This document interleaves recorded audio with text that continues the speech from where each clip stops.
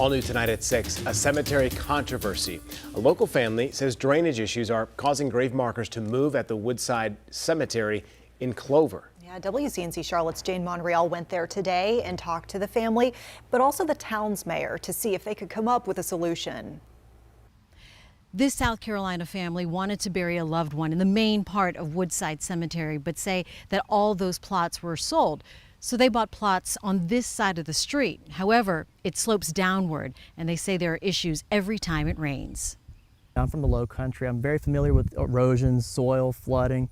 I know what this is. And I know that over time, it's not going to be this year, it might not be next year, but if nothing is done about this, those caskets will come out of the ground. Christian Oglesby voicing his concern about the condition of his grandmother's burial plot in the decades-old cemetery. It's something his aunt, Laura Dorsey, first took up with town council back in 2019. It's been concerned from the get-go at burial, just the flooding, the condition of the grave site, the area.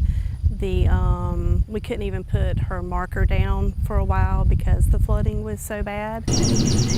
Her father, who bought the plot next to her mother, is now in hospice care, so she wants the town, which owns the land, to fix it. We definitely don't think anybody else should be laid to rest here. Without rain the last few days, Oglesby admits the area was in decent shape Wednesday morning. However, he says a summer thunderstorm is all you need to see the 4-year-old ditch that was dug up to help alleviate any standing water is barely effective. Especially down there towards, at that low end over there, we've got photos showing just the standing water, and you can see the red clay deposits on top of the markers over here after a good rain. I'm going to come out. Town Mayor Greg Holmes agreed to meet Oglesby on site. And there's also 2 pipes sitting right there. Besides the extra eyesore from the gravel pile, Oglesby says the bigger frustration is stormwater runoff. When water gets underneath the casket, it'll eventually rise up out of the soil. So you're saying that this ditch is affecting the cemetery? What I'm saying is this ditch doesn't do anything for the cemetery. Mayor Holmes telling us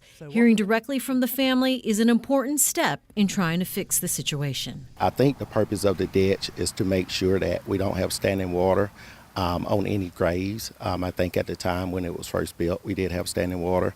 I have yet to hear anything in 3 years about any standing water.